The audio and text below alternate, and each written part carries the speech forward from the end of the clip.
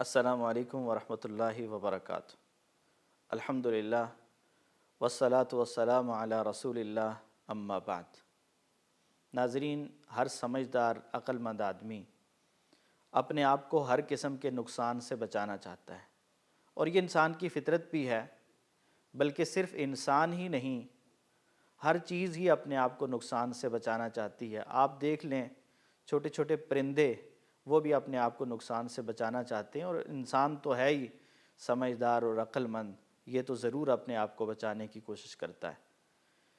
اور پھر کس کس قسم کے خطرات ہمیں لاحق ہوتے ہیں، کن کن نقصانات کا اندیشہ ہوتا ہے۔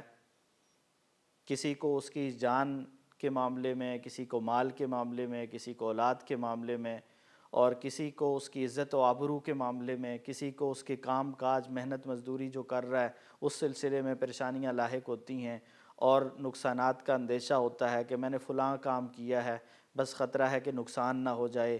کہیں مختلف قسم کی پریشانیاں ہیں، نقصانات کے اندیشے ہیں۔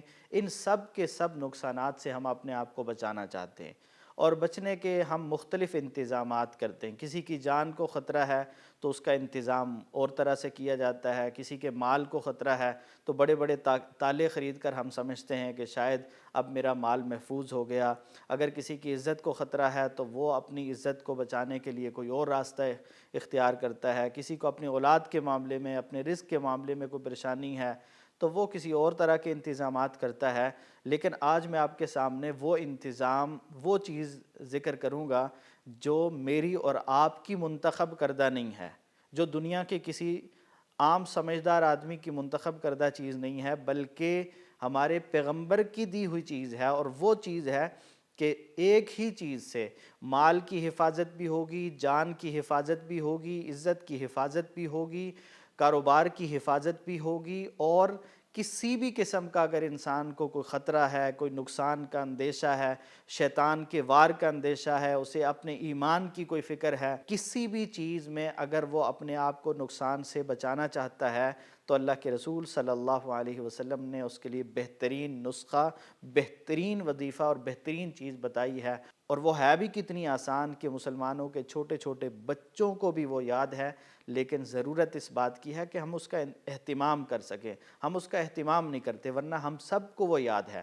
اور وہ ہے معوذات کا پڑھنا۔ صبح و شام تین تین مرتبہ قل هو اللہ احد، قل اعوذ برب الفلق اور قل اعوذ برب الناس، ان تین صورتوں کو معوذات کہا جاتا ہے۔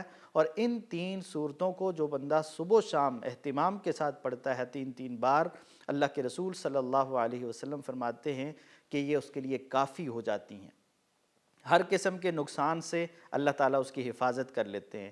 کہیں کسی کو اپنے ایمان پہ خطرہ ہے کہ اس پہ کوئی دشمن حملہ نہ کرے تو اس سے بھی حفاظت ملتی ہے، کہیں جان کا خطرہ ہے تو اس سے بھی حفاظت ملتی ہے، اور کہیں اپنے مال کا خطرہ ہے تو اس پہ بھی حفاظت، اور کہیں اگر کوئی حاسدین اور اس طرح کی چیزوں، کسی بھی قسم کا کوئی اگر خطرہ ہے نقصان کا انسان کو، تو ہر قسم کے نقصان سے بچنے کے لیے بہترین اور آسان ترین اگر کوئی حل ہے، بغیر کسی خرچے کے، بغیر کسی محنت کے، بس صرف انتظام اور اہتمام کی ضرورت ہے کہ ہم صبح و شام اس کا اہتمام کرنے والے بن جائیں۔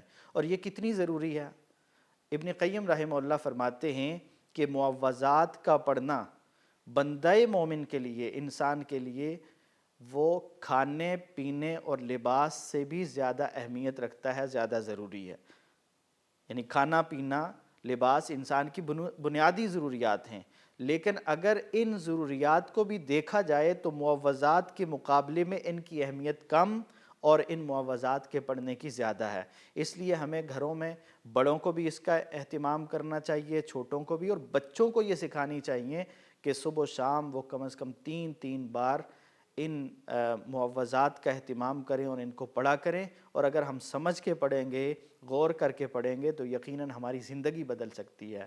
تو اللہ تعالیٰ ہر مسلمان کو ہر قسم کے نقصان سے بچنے کی توفیق عطا فرمائے، اور اللہ تعالیٰ ہر ایک کو نقصان سے بچائے، اس کے ایمان کی حفاظت فرمائے، اس کی جان کی حفاظت فرمائے، اس کے مال کی حفاظت فرمائے، اس کی عزت کی حفاظت فرمائے، اس کی اولاد کی حفاظت فرمائے۔ اللہ تعالیٰ ہر مسلمان کو وہ کام کرنے کی توفیق عطا فرمائے جس سے اللہ تعالیٰ راضی ہوتے ہیں، اور ان کاموں سے بچنے کی توفیق دے جن سے اللہ تعالیٰ ناراض ہوتے ہیں۔ والسلام علیکم ورحمۃ اللہ وبرکاتہ۔